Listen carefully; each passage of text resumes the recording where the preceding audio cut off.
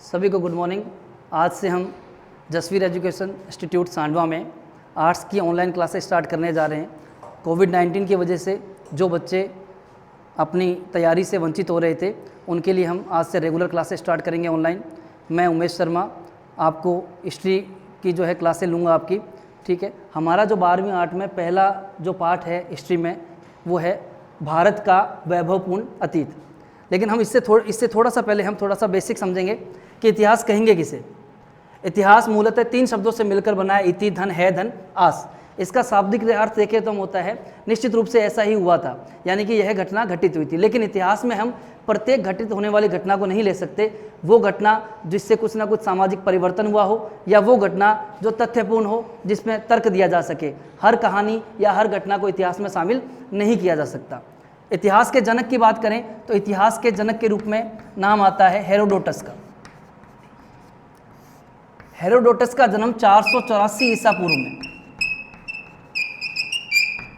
Asia minor के नज़दीक में एक जगह है हेलिकार्नेस। इस स्थान पर हेलिकार्नेस नामक स्थान पर हेरोडोटस का जन्म हुआ। इन्होंने एक पुस्तक लिखी हिस्टोरिका। हिस्ट्री शब्द का सबसे पहले प्रयोग करने वाले व्यक्ति भी हेरोडोटस ही थे। एक रोमन दार्शनिक हुए हैं जिनका नाम था सिसरो। रोमन दार्शनिक सिसरो ने पहली बार हेरोडोटस को इतिहास का जनक या इतिहास के पिता की संज्ञा दी। अगर भारत के संदर्भ में देखें कि भारत में इतिहास का जनक किसे कहा जाए तो सर्वप्रथम नाम आता है वेदव्यास का। लेकिन कहीं कहीं पर कई इतिहासकारों ने मेगास्थनीज को भी भारतीय इतिहास का जनक माना है। मेगास्थनीज को भी भारतीय इतिहास का जनक माना गया है। तो देखें, हम दोबारा देखें इसको थोड़ा सा कि इतिहास की परिभाषा ये 3 शब्दों से मिलकर बना है, इति, धन, है, धन, आस, ठीक है। इसका अर्थ हुआ कि निश्चित रूप से ऐसा ही हुआ था। इतिहास का जनक कहा जाएगा हेरोडोटस को। 484 ईसा पूर्व में एशिया माइनर के नज़दीक हेलिकार्नेस नामक जगह पर इनका जन्म हुआ। रोमन दार्शनिक सिसरो ने इन्हें इतिहास का जनक कहा सबसे पहले, और सबसे पहले हिस्ट्री शब्द का प्रयोग करने वाला भी हेरोडोटस ही था। भारतीय इतिहास के जनक के रूप में वेदव्यास या फिर कुछ इतिहासकारों ने मेगास्थनीज को माना है, ठीक है।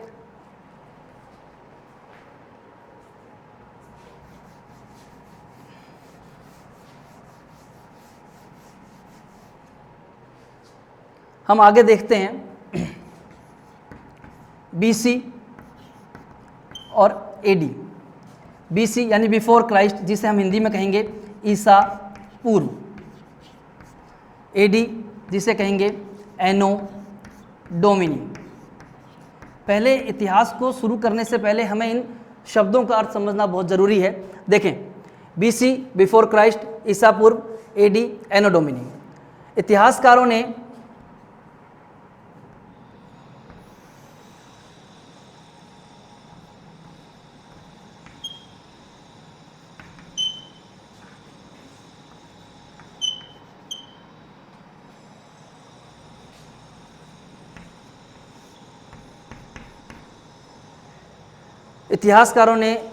इतिहास का जो लिखने का कार्य प्रारंभ किया उसमें बीसी और एडी का यूज़ करना शुरू किया। भारत काफ़ी समय तक अंग्रेज़ों का गुलाम रहा। 1861 में जब भारत में पुरातात्विक विभाग की स्थापना की गई तो उस समय भारत में महानिदेशक बनाया गया अलेक्जेंडर कनिंघम को। अलेक्जेंडर कनिंघम ने जो इतिहास भारत का लिखवाना शुरू किया या लिखना शुरू किया उसमें बीसी और एडी का प्रयोग करना शुरू कर दिया। जिस तरह विक्रम संवत का प्रयोग किया जाता है हिंदू कैलेंडर में और मुस्लिम कैलेंडर में जिस तरह हिजरी संवत का प्रयोग किया जाता है, उसी तरह एडी और बीसी का प्रयोग जूलियन व ग्रेगोरियन कैलेंडरों में किया जाता है, क्योंकि भारत काफ़ी समय तक ब्रिटिश साम्राज्य का उपनिवेश रहा। इस वजह से जो उन्होंने भारत में इतिहास लिखना प्रारंभ करवाया ब्रिटिश ने, वो बीसी और एडी में ही लिखा गया। अब समझेंगे इसका अर्थ क्या है। वैसे तो ईसा मसीह का जन्म 4 ईसा पूर्व माना गया है और 29 ईस्वी ये उनका जो है पूरा टाइम पीरियड है, 4 ईसा पूर्व से 29 ईस्वी। लेकिन इतिहासकारों ने 1 एडी को मध्य बिंदु मानते हुए इससे पहले की घटनाओं को बीसी में शामिल किया है और इसके बाद की घटनाओं को एडी में शामिल किया है। ठीक है। BC यानी बिफोर क्राइस्ट, यानी कि ईसा से पहले जो घटनाएं, ईसा के जन्म से पहले जो घटनाएं घट गई उसको बिफोर क्राइस्ट में लिया, और उस ईसा के जन्म के बाद की जो घटनाएं हैं उनको AD में लिया। एनो डोमिनी का शाब्दिक अर्थ होता है हमारे प्रभु के समय से, प्रभु का अर्थ है हमारे ईसा के समय से, ठीक है। 57 यहाँ मैंने इसलिए लिखा है कि हमारे लिए एक इंपॉर्टेंट ये है कि भारत में एक संवत चला था विक्रम संवत। उज्जैन के शासक थे विक्रमादित्य, शकों पर विजय के उपलक्ष्य में उन्होंने एक संवत चलाया 57 ईसा पूर्व में, जिसे कहा गया विक्रम संवत, ठीक है। 78 ईस्वी में कुषाण शासक, कुषाण वंशीय शासक कनिष्क, कुषाण वंशीय शासक कनिष्क ने एक संवत चलाया था जिसको शक संवत कहते हैं, क्योंकि शक जाति उसके अधीन थी और शकों ने उस संवत का ज़्यादातर प्रयोग किया था, इसलिए वो संवत शक संवत कहलाया। तो पहले तो हमारा ये डाउट क्लियर होना चाहिए कि BC किसे कहेंगे, AD किसे कहेंगे। हमेशा एक चीज़ और ध्यान रखें, जब AD लिखा जाएगा तो इस तरह लिखा जाएगा, और जब BC लिखा जाएगा तो इस तरह लिखा जाएगा। ये भी हमें ध्यान रखना है कि AD किस तरह लिखा जाएगा और BC किस तरह लिखा जाएगा। कुछ और संवत है। 319 ईस्वी में गुप्त संवत चलाया था चंद्रगुप्त प्रथम ने, 319 ईस्वी में गुप्त संवत चलाया गया। 622 ईस्वी में हिजरी संवत की शुरुआत मानी गई, हिजरी संवत की शुरुआत 622 ईस्वी में हुई। इसके अलावा 606 ईस्वी में कन्नौज के शासक हर्ष ने हर्ष संवत की शुरुआत की। तो ये कुछ संवत है। अब हमें आगे ये देखना है कि हम संवत किस तरह निकालें, क्योंकि मुख्यतः ये भी पूछा जाता है कई बार कि इस समय कौन सा विक्रम संवत चल रहा है और कौन सा इस समय शक संवत चल रहा है।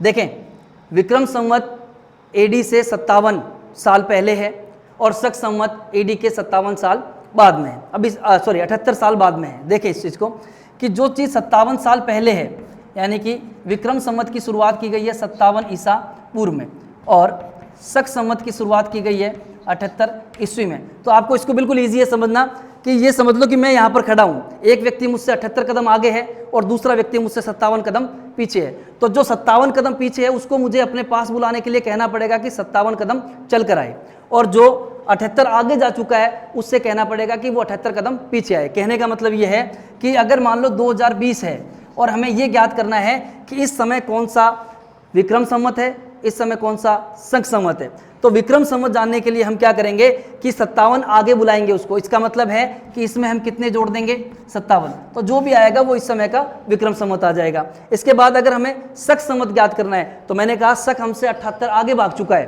तो हम 2020 में से उसको वापस बुलाएंगे। तो 2020 में से कितना घटा देंगे, 78 को घटा देंगे, तो ये निकल जाएगा शक संवत। ये तो हो गया विक्रम संवत निकालने का तरीका और ये हो गया शक संवत निकालने का तरीका, ठीक है। एक तो ये।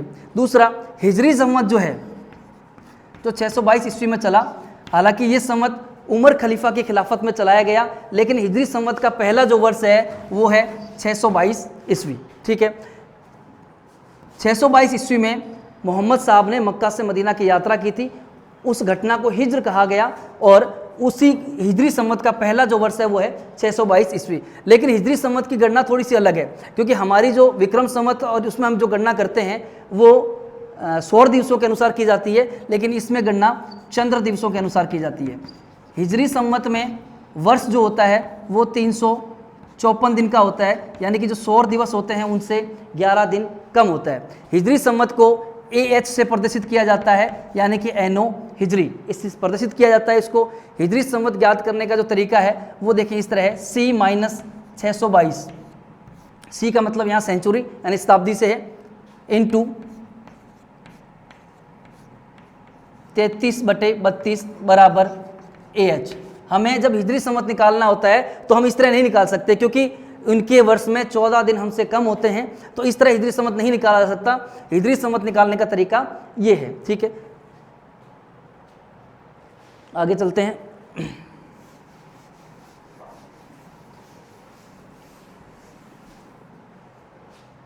आगे देखें कि भारत का राष्ट्रीय संवत कौन सा है, तो 22 मार्च 1957 को 22 मार्च 1957 को भारत का राष्ट्रीय संवत जो है वो बनाया गया शक संवत को। तो आज से आपसे कोई पूछे कि भारत का राष्ट्रीय संवत कौन सा है, तो शक संवत जो है वो भारत का राष्ट्रीय संवत है। 22 मार्च 1957 को संविधान ने इसे राष्ट्रीय संवत के रूप में स्वीकार कर लिया था। ठीक है, आगे अब चलते हैं अपने लेसन पर, भारत का वैभवपूर्ण इतिहास। इस पार्ट से 12वीं में 1 नंबर से या 2 नंबर के क्वेश्चन आते हैं। ठीक है, तो हमें इसको किस तरह से पढ़ना है, बहुत ईजी है। हाँ, थोड़ा सा ये कह सकते हैं कि इसमें तथ्य ज़्यादा हैं, तो तथ्य याद करेंगे। ये एक ऐसा पार्ट है जिसको अगर आप हम याद कर लेते हैं तो हमारे आगे के जो पार्ट हैं उनमें इस पार्ट से किसी ना किसी प्रकार से अप्रत्यक्ष रूप से सहायता होती रहती है। भारत का वैभवपूर्ण इतिहास, विष्णु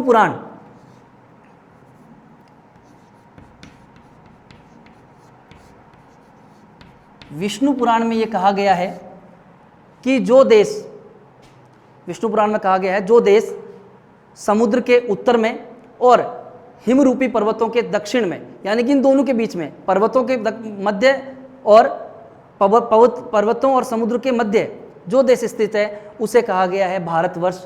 ये विष्णु पुराण में कहा गया है कि समुद्र के तो उत्तर में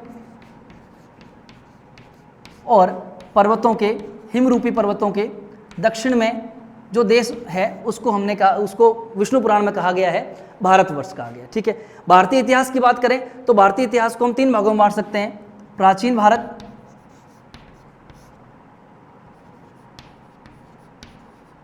मध्यकालीन भारत और आधुनिक भारत।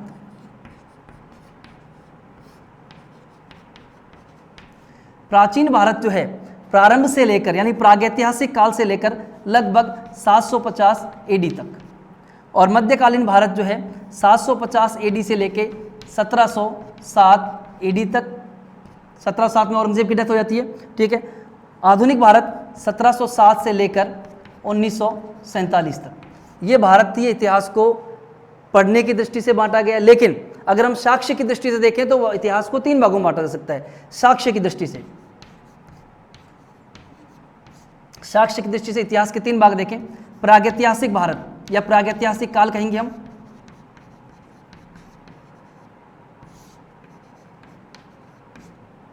दूसरा हम कहेंगे आद्य ऐतिहासिक काल,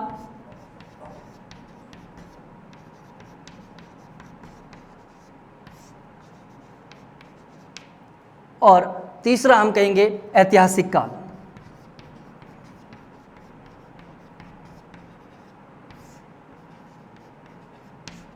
प्रागैतिहासिक काल वो जिसके हमें किसी भी प्रकार के लिखित साक्ष्य उपलब्ध नहीं है, हमें उस काल की जानकारी के लिए केवल पुरातत्व पर निर्भर रहना पड़ता है, लिखित साक्ष्य है नहीं। वो काल क्या कहलाएगा, प्रागैतिहासिक काल, या इसी को हम बोल देंगे पाषाण काल। ठीक है, दूसरा है आद्य ऐतिहासिक काल, जिस काल के लिखित साक्ष्य तो उपलब्ध हैं, लिखित भी हैं और पुरातात्विक भी हैं, लेकिन उन लिखित साक्ष्यों को अब तक पढ़ा नहीं जा सका या उस लिपि को हम पढ़ नहीं पाए अभी तक। इस काल में हम सिंधु घाटी सभ्यता और वैदिक काल को, क्योंकि सिंधु घाटी सभ्यता की लिपि की खोज तो की जा चुकी है लेकिन उस लिपि को अब तक पढ़ा नहीं गया है, इसलिए हम उसे आद्य ऐतिहासिक काल में शामिल करते हैं। वैदिक काल में भी लोगों को लिपि का ज्ञान नहीं था, लोगों ने सुनकर उस ज्ञान को आगे बढ़ाया, एक दूसरे से सुनकर ज्ञान को आगे बढ़ाया, इसलिए वेदों को श्रुति भी कहा गया है। ठीक है, ऐतिहासिक काल जिसके लिखित साक्ष्य भी उपलब्ध हैं और पुरातात्विक साक्ष्य भी उपलब्ध हैं और उनको पढ़ा जा चुका है। तो साक्ष्य की दृष्टि से इतिहास 3 भागों में बांटा गया है, प्रागैतिहासिक काल, आद्य ऐतिहासिक काल और ऐतिहासिक काल। और अगर हम उसको पढ़ने की दृष्टि से देखें तो प्राचीन भारतीय इतिहास की बात करें तो प्राचीन भारत का इतिहास प्रारंभ से लेकर 750 एडी तक, मध्यकालीन भारत का इतिहास 750 एडी से लेकर 1707 एडी तक, और आधुनिक भारत का इतिहास 1707 एडी से लेकर 1947 एडी तक। ठीक है, अब चलते हैं आगे थोड़ा सा।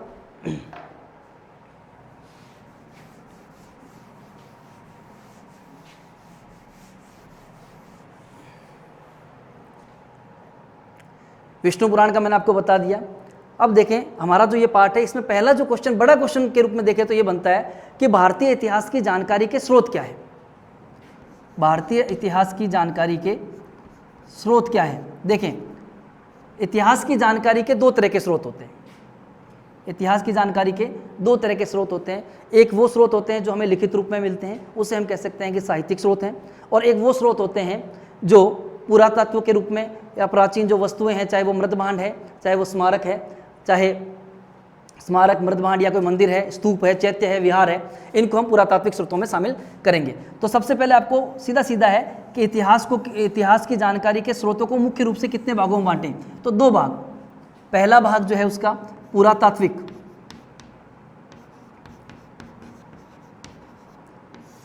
पुरातात्विक स्रोत, और दूसरा भाग साहित्यिक स्रोत।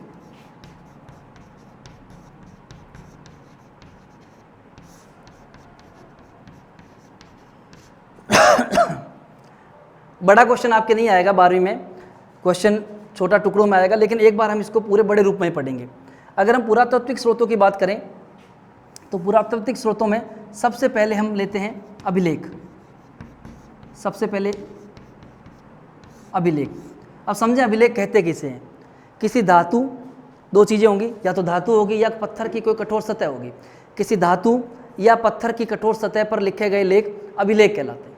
दोबारा सुने, किसी धातु या किसी पत्थर की कठोर सतह पर लिखे गए लेख अभिलेख कहलाते हैं। अभिलेखों को भी आगे बांटा गया है। देखें अभिलेखों में क्या क्या शामिल है। शिलालेख,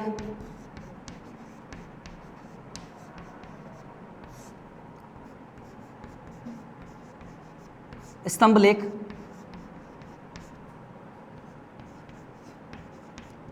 गुहा लेख,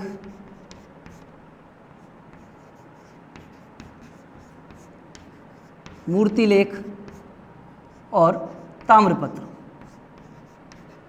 ये धातु हो गई। तो कहने का मतलब है किसी धातु या किसी पत्थर की कठोर सतह पर लिखे गए लेख अभिलेख कहलाते हैं। अभिलेखों को 5 भागों में बांटा गया है। शिलालेख, स्तंभ लेख, गुहा लेख, मूर्ति लेख, ताम्रपत्र। सामान्यतः हम शिलालेख, स्तंभ लेख को एक ही मान लेते हैं, लेकिन ये अलग है।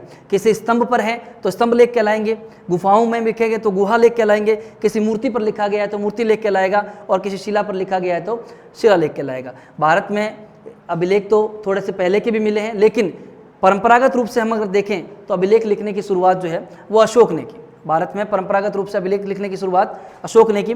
ठीक है, अभिलेखों के बारे में विस्तार से भी पढ़ेंगे आगे, पहले इसका बंटवारा कर ले। एक तो अभिलेख हो गया, दूसरा मृदभांड। स्मारक, स्मारक में मृदभांड, मृद का मतलब मृदा से है, मृदभांड का मतलब बर्तन। मृदभांड, प्राचीन भारत में जो है मृदभांड संस्कृतियों को 4 भागों में बांटा गया है। ठीक है, वो आगे पढ़ेंगे हम। स्मारक, स्मारक में मंदिर भी हो सकता है, स्तूप भी हो सकता है, चैत्य भी हो सकता है, विहार भी हो सकता है। स्तूप क्या है, चैत्य क्या है, विहार है क्या है, इनका अर्थ हमें पता होना चाहिए। सबसे पहले मैं बताऊं आपको स्तूप क्या है।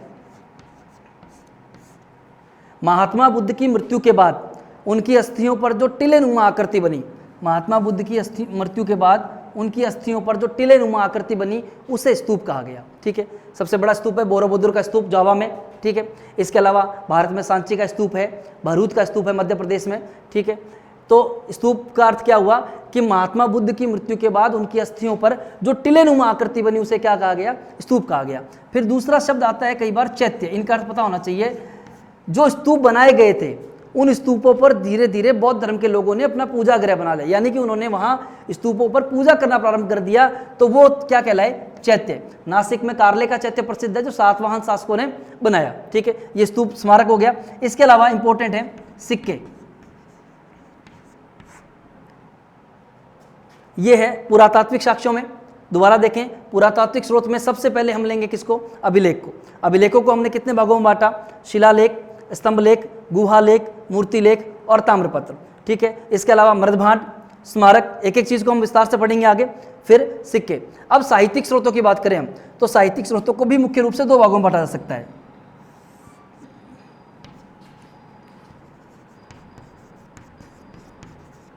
धार्मिक साहित्य और दूसरा धर्मेत्तर साहित्य।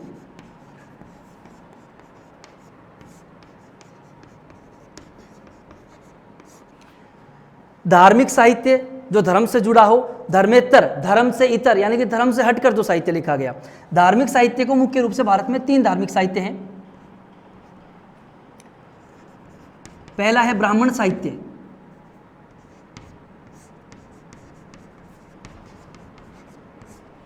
दूसरा है जैन साहित्य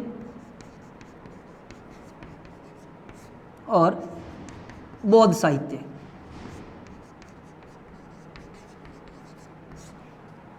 धर्मेतर साहित्य की बात करें तो इसमें भी देखें ऐतिहासिक ग्रंथ,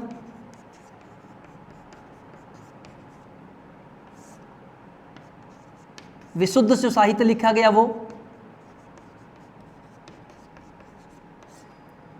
विदेशियों द्वारा लिखा गया साहित्य, और वंशावली। वंशावली को भी इतिहास की जानकारी का स्रोत माना गया। तो दोबारा देखें, पुरातात्विक साक्ष्यों में अभिलेखों को बांटा गया 5 भागों में, शिलालेख, स्तंभ लेख, गुहा लेख, मूर्ति लेख और ताम्रपत्र। इसके अलावा मृदभांड, स्मारक और सिक्के। साहित्यिक स्रोतों को 2 भागों में बांट सकते हैं, धार्मिक साहित्य और धर्मेतर साहित्य। धार्मिक साहित्य 3 प्रकार का है, ब्राह्मण साहित्य, जैन साहित्य, बौद्ध साहित्य। धर्मेतर साहित्य भी जो बांटा गया है, ऐतिहासिक साहित्य, विशुद्ध साहित्य या विदेशी साहित्य, वंशावली। इसमें एक चीज़ और ले सकते हैं, जो क्षेत्रीय स्तर पर भी साहित्य लिखा गया है, संगम साहित्य लिखा गया, चंद्रबरदाई ने पृथ्वीराज रासो लिखा, ठीक है। इसके अलावा धुर्जटी ने कृष्णदेव राय विजयम लिखा, ये क्षेत्रीय साहित्य था, तो इसको भी हम उसमें बांट सकते हैं धर्मेतर साहित्य में। अब इसको एक एक को हम आगे पढ़ते हैं विस्तार से।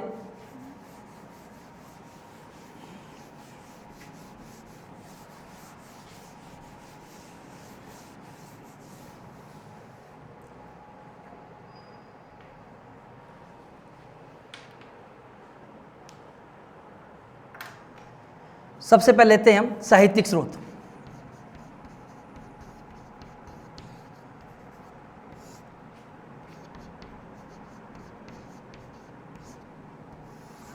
और साहित्यिक स्रोतों में सबसे पहले हम लेते हैं धार्मिक साहित्य। धार्मिक साहित्य मैंने आपको भी बताया था कि 3 भागों में बटा हुआ है भारत में। धार्मिक साहित्य में ब्राह्मण साहित्य सबसे पहले, उसके बाद जैन साहित्य और बौद्ध साहित्य। ये 3 धर्म ही थे प्राचीन भारत में, ठीक है। तो सबसे पहले इसमें लेते हैं हम ब्राह्मण साहित्य।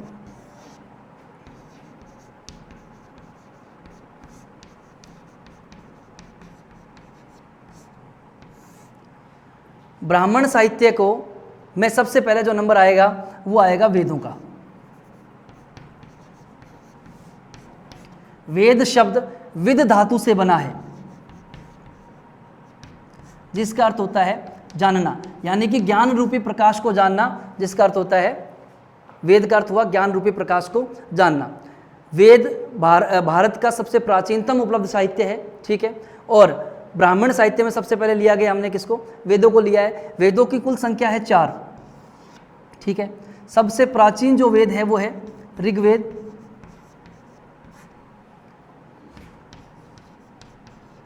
सामवेद, यजुर्वेद और अंतिम वेद के रूप में अर्थववेद। ये वेदों की संख्या 4 है। प्रत्येक वेद के 4 भाग हैं। वेदों आपसे पूछे वेदों की संख्या कितनी है तो उसका आंसर 4 है। और सबसे प्राचीनतम वेद कौन सा है तो उसका आंसर आ जाएगा ऋग्वेद। अन्य 3 वेद उत्तर वैदिक काल में लिखे गए, क्योंकि हमारे उसमें वैदिक काल भी लगा हुआ है, हम आगे पढ़ेंगे। फिलहाल हम इस लेसन में इतना पढ़ें कि वैदिक काल को 2 भागों में बांटा गया है, पूर्व वैदिक काल और उत्तर वैदिक काल। पूर्व वैदिक काल जो है उसमें केवल एक ही वेद की रचना हुई है, इसलिए पूर्व वैदिक काल को हम ऋग्वैदिक काल भी कहते हैं। दूसरा सामवेद, यजुर्वेद, अर्थववेद, ये तीनों वेद उत्तर वैदिक काल में रचे गए। पूरे वैदिक काल का जो समय है वो 1500 ईसा पूर्व से 600 ईसा पूर्व है।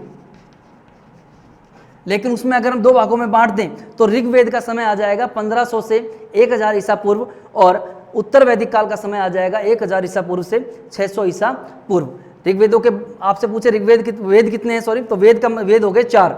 इसके अलावा हम देखें कि प्रत्येक वेद के 4 भाग हैं। उसमें एक है संहिता, फिर है ब्राह्मण, फिर है आरण्यक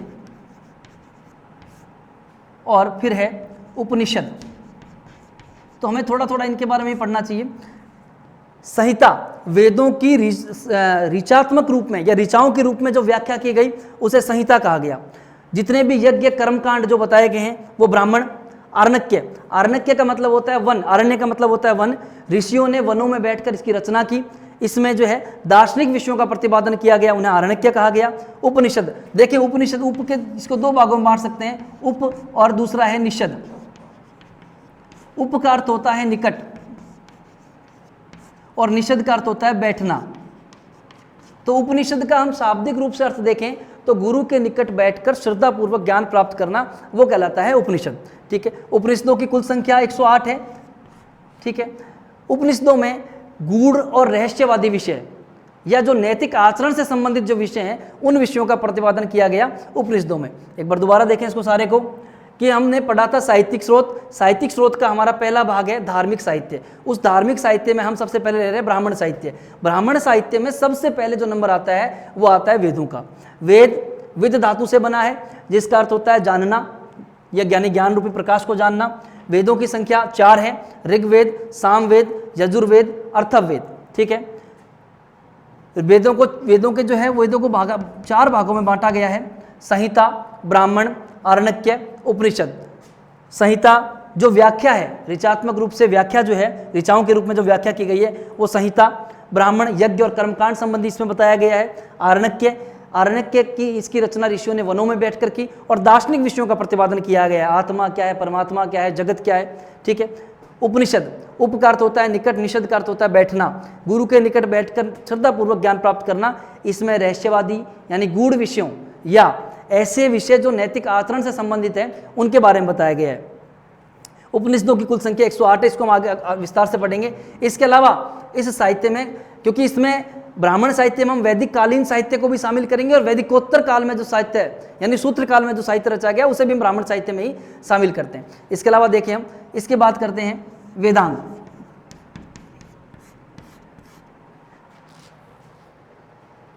सबसे पहले वेदांग कहेंगे किसे? वेदों को समझने में आ रही कठिनाई, वेदों को समझने में आ रही कठिनाई को दूर करने के लिए जिनकी रचना की गई वेदों के अंग के रूप में, उसे कहा गया वेदांग। वेदों को समझने में आ रही कठिनाई को दूर करने के लिए वेदांगों की रचना की गई। वेदांगों की संख्या 6 है और ये 6 की 6 12वीं में आपको याद होनी चाहिए और ज़रूरी भी है, क्योंकि आगे आप जब भी कंपटीशन एग्ज़ाम की तैयारी करते हैं तो ये बहुत ही इंपॉर्टेंट है, ये चीज़ें आती हैं उसमें। इसलिए आप अभी से इस चीज़ को तैयार करें। आप केवल 12वीं को लेकर नहीं चले, इसके आगे का भी आप लेकर चलें। देखें, वेदांग, वेद हमने पढ़ लिया, अब बात कर रहा हूँ मैं वेदांग की। वेदों के अंग, शाब्दिक अर्थ क्या हुआ? वेदों के अंग। इनकी संख्या, वेदों की संख्या, आपसे पूछे वेदांग की संख्या कितनी है तो सीधा सीधा उत्तर है 6। वेदांग कितने हैं? 6 कौन कौन से हैं? शिक्षा, कल्प, निरुक्त, छंद, ज्योतिष और व्याकरण, ये वेदांग है। वेदांगों की संख्या कितनी है? 6। शिक्षा, कल्प, निरुक्त, छंद, ज्योतिष और व्याकरण। आपसे पूछे वेदांगों की रचना क्यों की गई, तो वेदों को समझने में जो कठिनाई आ रही थी या वेदों को आसानी से समझा जा सके, इसके लिए वेदांगों की रचना की गई। संख्या 6, शिक्षा, कल्प, निरुक्त, छंद, ज्योतिष और व्याकरण, ये 6 जो है ये वेदांग है। ठीक है, इसके बाद देखते हैं हम ब्राह्मण साहित्य में पुराणों को भी शामिल किया गया है। पुराणों की संख्या 18 है। सबसे वैध और प्रमाणिक और प्राचीन पुराण माना गया है मत्स्य पुराण को। सबसे वैध और प्राचीन पुराण किसको माना गया है? मत्स्य पुराण को। इसके अलावा विष्णु पुराण भी है, गरुड़ पुराण भी है, लेकिन सबसे प्रमाणिक जो माना गया है वो मत्स्य पुराण को माना गया है। आगे देखें, अब आपके जो 12वीं में लास्ट ईयर जो प्रश्न आया था, लास्ट ईयर कि पुराणों का रचयिता किसको माना गया है, तो पुराणों का रचयिता सबसे पहले हमें देखना है, तो पुराणों के रचयिता माने गए हैं ऋषि लोहमर्ष और उनके पुत्र उग्रश्रवा। ऋषि लोहमर्ष और उनके पुत्र उग्रश्रवा को पुराणों का रचयिता माना गया है। पुराणों की संख्या 18 है। एक क्वेश्चन और बनता है यहाँ पर कि पुराणों को कितने भागों में बांटा गया है, तो पुराणों के 5 भाग हैं। कितने भाग हैं? 5 भाग। 5 भाग कौन कौन से वो देखें। पुराणों के 5 भाग: सर्ग, प्रतिसर्ग, वंश, वंशानुचरित और मनवंतर। ये पुराणों के जो है ये 5 भाग हैं। सर्ग यानी कि सृष्टि, प्रतिसर्ग यानी कि सृष्टि, प्रलय के बाद पुनः सृष्टि, वंश यहाँ ऋषियों के बारे में है, वंशानुचर राजाओं के बारे में है। इस तरह इनके बारे में बताया गया है कि प्रत्येक पुराण के 5 भाग हैं, इस तरह बताया गया है, सर्ग, प्रतिसर्ग, वंश, वंशानुचरित्र और मनवंतर। पुराणों को कितने भागों में बांटा गया है? 5 भागों में। तो दोबारा देखें, वेदांग आपको बता दिया। दूसरा जो स्रोत है वो है पुराण। पुराणों की संख्या कितनी है? 18। सबसे प्रमाणित पुराण माना गया है मत्स्य पुराण को। पुराणों को 5 भाग है पुराणों के, सर्ग, प्रतिसर्ग, सर्ग, प्रतिसर्ग, वंश, वंशानुचरित्र और मनवंतर। ऋषि लोहमर्ष और उसके पुत्र उग्रश्रवा को पुराणों का रचयिता माना गया।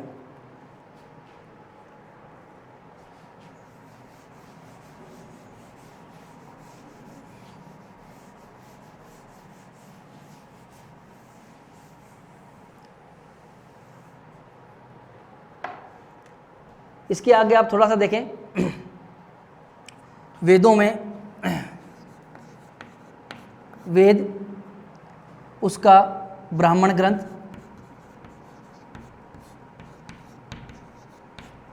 उसका उपवेद, ये हमें थोड़ा सा याद करना पड़ेगा कि किस वेद का कौन सा ब्राह्मण ग्रंथ है, क्योंकि इस तरह के प्रश्न भी पूछे जा सकते हैं। तो सबसे पहले हम बात करें, सबसे प्राचीन जो वेद है वो है ऋग्वेद। ऋग्वेद के ब्राह्मण ग्रंथ ऐत्रेय व कौस्तिकी, ऐत्रेय व कौस्तिकी, और इसका उपवेद है आयुर्वेद।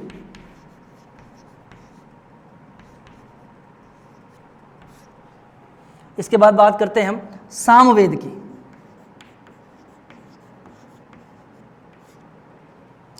सामवेद के ब्राह्मण ग्रंथ की बात करें तो पंचविश, षड्विश, जैमिनी, और इसका जो उपवेद है वो है गंधर्व वेद। इसके बाद यजुर्वेद।